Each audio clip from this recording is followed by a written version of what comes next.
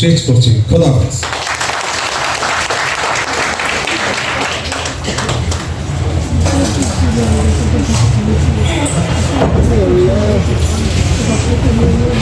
ধন্যবাদ জানাচ্ছি স্যারকে তার সুন্দর বক্তব্যের জন্য।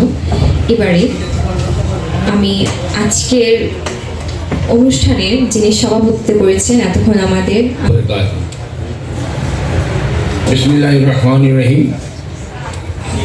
আজকে এই স্বাধীনতা নাটকের প্রিমিয়ার শো দেখার জন্য আপনারা যারা আসছেন, প্রথমত আমার যে অডিয়েন্স, আমি প্রথমে অডিয়েন্সের কথাই বলছি।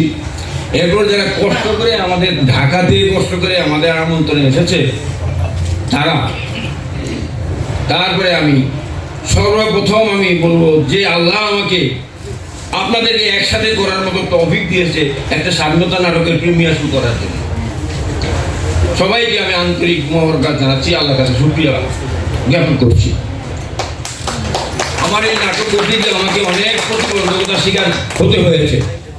2 মাস আমি অনেক কষ্ট করেছি, অনেক বাধা বিপত্তি আমার নাটকের মধ্যে এসেছে।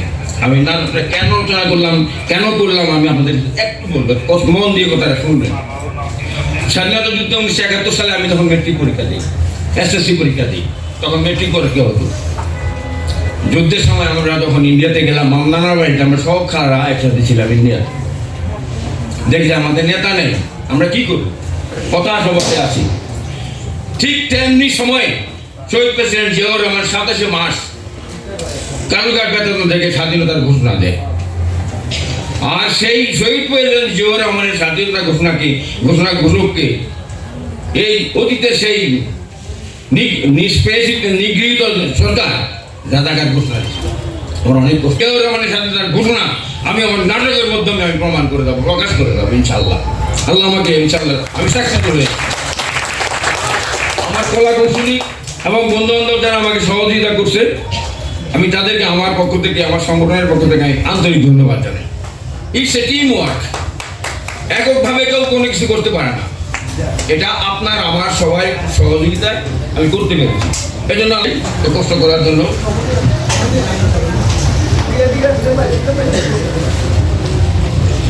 তারপর আমি অনুরোধ করবো আমার সংগঠনের সাধারণ সম্পাদক নোমান ভাই আসার জন্য।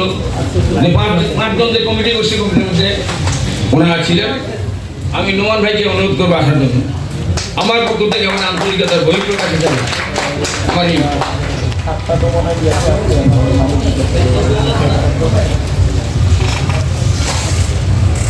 তারপরে কে, তার নাম কি আপনি জানতে চান?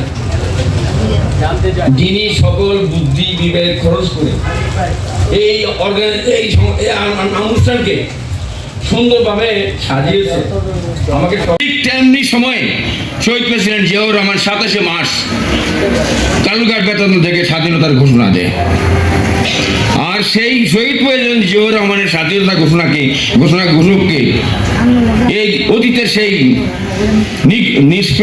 নিগৃহীত সরকার রাজাঘাট ঘোষণা দিয়েছিল। আমার অনেক কষ্ট লাগছে, আমার ফ্যাসিস্ট সরকার, আমার অনেক কষ্ট লাগছে। এই নাটক আমি ঢাকাতেও মঞ্চস্থ করেছি, স্বাধীনতা নাটক ঢাকাতে আমার নগর থিয়েটারের তরফ থেকে। এবং আমি তখন তাদের ভয়ে স্বাধীনতার ঘোষকের ঘোষণাটা আমি দিতে পারিনি। আমার উপর অনেক চাপ দিয়েছে। সে জিতে আজকে 10 বছর পরে আমি 20 বছর পর্যন্ত আমি নাটক বন্ধ করে দিয়েছি, নাটকই করি না। শুধু আমার কুমিল্লার জনগণ আমাকে আবার উৎসাহিত করছে, আমি আবার নাটকে আসছি, নাহলে আমি আসতাম না। আমার জিত স্বাধীনতা ঘোষকের প্রেসিডেন্ট জিয়াউর রহমানের স্বাধীনতার ঘোষণা আমি আমার নাটকের মাধ্যমে আমি প্রমাণ করে দেবো, প্রকাশ করে দেবো ইনশাআল্লাহ। আল্লাহ আমাকে ইনশাআল্লাহ আমি সাকসেসফুল হয়েছি। আমার কলা কৌশলী এবং বন্ধু বান্ধব যারা আমাকে সহযোগিতা করছে, আমি তাদেরকে আমার পক্ষ থেকে, আমার সংগঠনের পক্ষ থেকে আমি আন্তরিক ধন্যবাদ জানাই। It's a team work. এককভাবে কেউ কোনো কিছু করতে পারে না। এটা আপনার আমার সবাই সহযোগিতায় আমি করতে পেরেছি। এই জন্য আল্লাহকে শুকরিয়া জানাই, আপনাদেরকেও ধন্যবাদ জানাই।